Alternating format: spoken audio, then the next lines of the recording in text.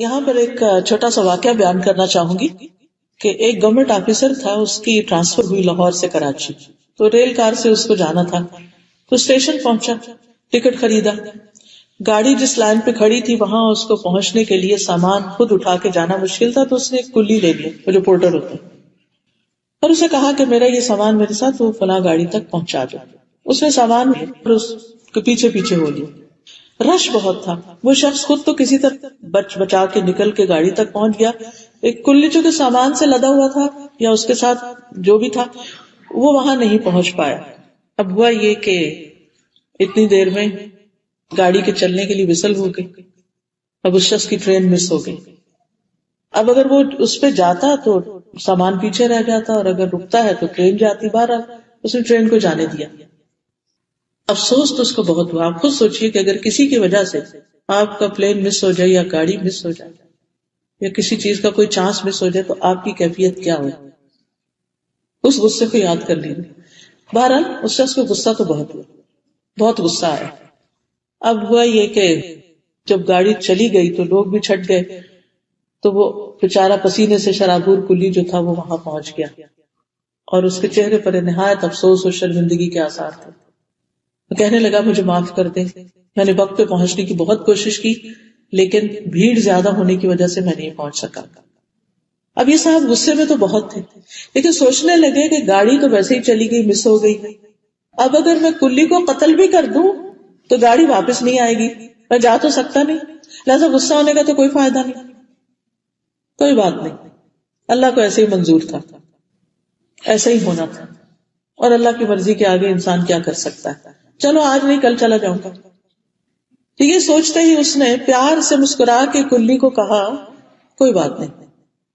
اب یہ بات سنتے ہی کہ ایک آفیسر جو ہے وہ کہہ رہا ہے کوئی بات نہیں، ٹرین مس کر دی اور کوئی بات نہیں، اور جواباً مسکرا بھی رہا ہے، تو اس کے چہرے پر ایک بشاشت سے آ گئی، اس کی چمک آ گئی اس کی آنکھوں میں۔ اس نے سامان اٹھا کر کہا لائے میں آپ کا سامان اٹھا لیتا ہوں اور قریبی ریسٹ ہاؤس میں آپ کو پہنچا دیتا ہوں۔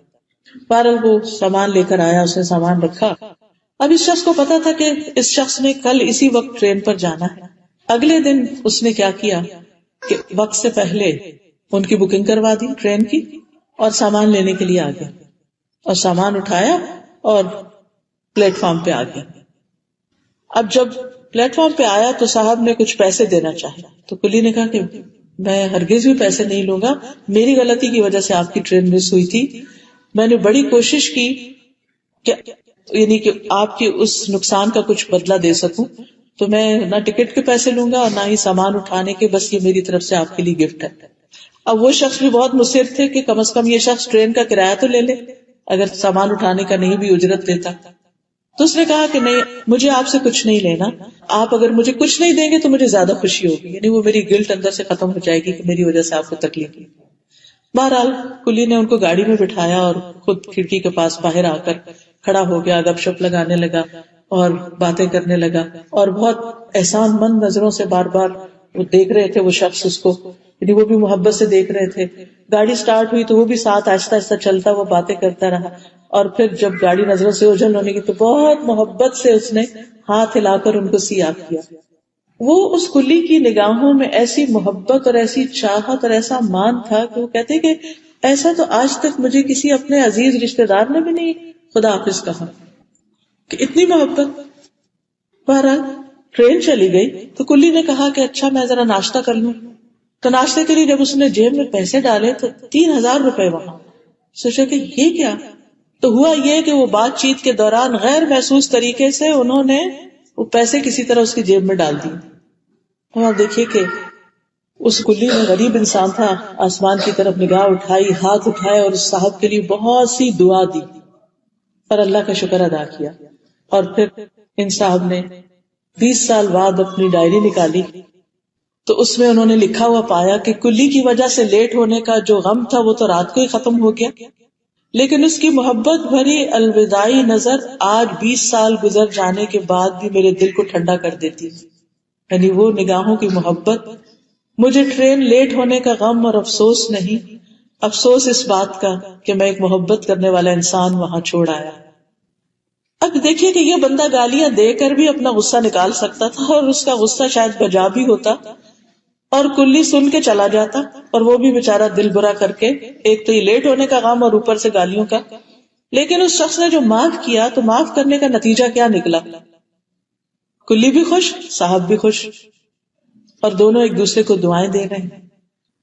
تو یہی سچویشن ہمارے ساتھ بھی کہیں نہ کہیں پیش آتی رہتی. بعض چیزیں ایسی ہو جاتی ہیں کہ جن کو ہم ساری زندگی پہ لگا کے الٹا نہیں سکتے. مثلا بچے سے برتن ٹوٹ گیا، بعض اوقات بہت ہی آپ کو کوئی عزیز پیاری چیز ٹوٹ جاتی، اس وقت اپنے آپ کو کنٹرول کرنا بڑا مشکل ہوتا ہے. لیکن میں نے خود پرسنلی اس کا تجربہ کیا کہ جب میری کسی ہیلپر سے کبھی کچن میں کوئی برتن ٹوٹا یا کوئی اور نقصان ہوا، تو میں نے اپنے سے وعدہ کیا ہوا تھا کہ نقصان جو ہو گیا وہ واپس نہیں آ سکتا، اور بعض اوقات ایسے لوگوں کے ہاتھوں نقصان ہوتا ہے کہ وہ بےچارے اس کو بھر بھی نہیں سکتے، تو میں اس پر غصہ نہیں کروں. اور یقین مانے کہ غصہ آنے کے باوجود جب میں نے اس پر کنٹرول کیا تو اس معاف کرنے اور اس مسکرانے سے اس شخص کے کام کرنے کی رفتار اور خیر خواہی اور محبت اور جان ماری کئی گنا بڑھ گئی. وفاداری. عید آ رہی ہے، گھر نہیں جا رہی، نہیں آپ کے ساتھ عید کرنی. حج سے واپس آئی ہیں، نہیں آپ سفر پہ جا رہی ہیں، میں پہلے گھر نہیں جاؤں گی، آپ کے ساتھ یہ ویک گزاروں گی. حج سے آتے ہیں تو آپ دیکھیے دل ہوتا ہے جلدی سے سب کو ملے. وہ بچی پورا ایک ہفتہ میرے ساتھ رہ کر پھر گھر گئی. یہ محبت کہاں سے آئی؟ اگر ایک دوسرے کو ہر وقت سکولڈ کرتے رہے، غلطیاں تو ہر دم ہم سے بھی ہوتی ہیں، ان سے بھی ہوتی ہیں، اور چھوٹی چھوٹی بات پہ جرا کرتے رہے اور بحث کرتے رہے اور چھوٹی چھوٹی چیزوں میں انٹرفیئر کرتے رہے، تو آپ خود سوچئے کہ یہ محبتیں تو نہیں ملتی نا، یہ وفاداریاں تو نہیں ملتی، یہ کسی کی خیر خواہی تو نہیں ملتی، مشکل وقت میں کوئی ایسے ہی تو نہیں کام آ جاتا. اور وہ جو برتن ٹوٹ چکے ہوتے یاد بھی نہیں، پتہ نہیں کون کون سا ٹوٹا تھا، اس سے بہتر آ جاتے، اس سے اچھی چیزیں آ جاتی. ہوتا یہ ہے کہ انسانوں کی بجائے چیزوں سے ہماری ایموشنل اٹیچمنٹ زیادہ ہوتی ہے. او یہ فلاں چیز تو میرے فلاں موقع پر شادی پہ کسی نے گفٹ کی تھی تو مجھے بڑی عزیز تھی، خواہ اس کی دھیلے برا کچھ بھی قیمت نہ ہو، بس صرف ایموشنل اٹیچمنٹ. کوئی چھوٹی سی چیز سنبھال کے رکھ لیں گے، کچھ اس کا کام نہیں ہمارے پاس رہنے کا، اسے ہم نے کوئی استعمال نہیں کر، وہ بس یادگاریں رکھی ہوئی ہیں. ایک یادگار یہاں لٹک رہی ہے، ایک وہاں لٹک رہی ہے، ایک وہاں لٹک رہی ہے، جنگ سے گھر بھرا ہوا ہے، جگہ گھیری ہوئی ہے. لیکن ہم ہیں کہ اپنے دلوں سے ان چیزوں کی، مادی چیزوں کی محبت نکال ہی نہیں پا رہے. نتیجہ کیا ہے؟ انسانوں کی محبت ہی ختم ہو کے رہ گئی، جگہ ہی نہیں انسانوں کی محبت کی. تو ہمیں فیصلہ کرنا ہوگا. ایک معصوم بچہ، اپنے بچے جب غلطی کرتے، کوئی چیز خراب کر دیتے، کوئی توڑ دیتے، کچھ گڑبڑ کر دیتے، تو رک کے ضرور سوچا کریں کہ کیا ان کو مار کے یا ان کو ڈانٹ کے یا ان کے ساتھ سخت یا چیخ چلا کے یا کچھ بھی کر کے کیا وہ سب کچھ واپس ہو جائے گا؟ نہیں. جتنی بھی بڑی غلطی، آپ بعض کہتے تھے نا، آپ کو کوئی بتا دیتا ہے آپ کا بچہ یہ غلطی کر کے آ رہا ہے، یہ ایکسیڈنٹ کر کے آ رہا ہے. اب وہ بیچارہ ایکسیڈنٹ کے بعد ایک انسان ایک ڈرامے سے گزرتا ہے، غلطی ہے اس کی، لیکن اس کو ایک سہارے کی ضرورت ہے، اس وقت اس کو کنسول کرنے کی ضرورت ہے. لیکن ہم اس وقت غصے میں بھر جاتے ہیں، آئے تو صحیح میں اس کی خبر لیتے، یہ شکر کرتے جان بچ گئی اس کی. اور پھر اس کو سکھانے کے لیے اس وقت جذباتی انداز اختیار کرنے سے کچھ فائدہ نہیں. آپ پہلے خود ٹھنڈے ہو جائیے، اپنا غم بلائیے، اپنا غصہ کم کیجیے، اور اس کے بعد آپ سوال کیجیے کیا ہوا تھا. سب سے پہلے تو کہ چلے شکر ہے جان بچ گئی، اللہ کا شکر، کوئی بات نہیں، چیزیں آنی جانی، اللہ اور دے دے گا، اس میں بھی کوئی خیر تھی، اللہ تعالیٰ اس سے بھی کوئی سبق سکھانا چاہتا ہے. پھر جب تھوڑا سا نارمل ہو حالت، پھر آپ پوچھیے کہ ہوا کیا تھا، تاکہ وہ شخص سوچنا شروع کرے غلطی کہاں تھی، کیوں، تاکہ آئندہ اس غلطی سے بچ سکے. آپ کے چیخنے، داڑنے، غصہ کرنے، برا بلا کہنے سے اس کو موقع نہیں ملے گا کہ وہ اپنی غلطی کی اصلاح کے لیے کچھ سوچ سکے. اس کو سوچنے کا موقع دیجیے، اس پہ ٹرسٹ کیجیے، اس کو یہ کہنے کا موقع دیجیے کہ میری ماں مجھے بلیو کرتی، مجھ پر اعتماد کرتی، اور غلطیاں بھی ہو سکتی،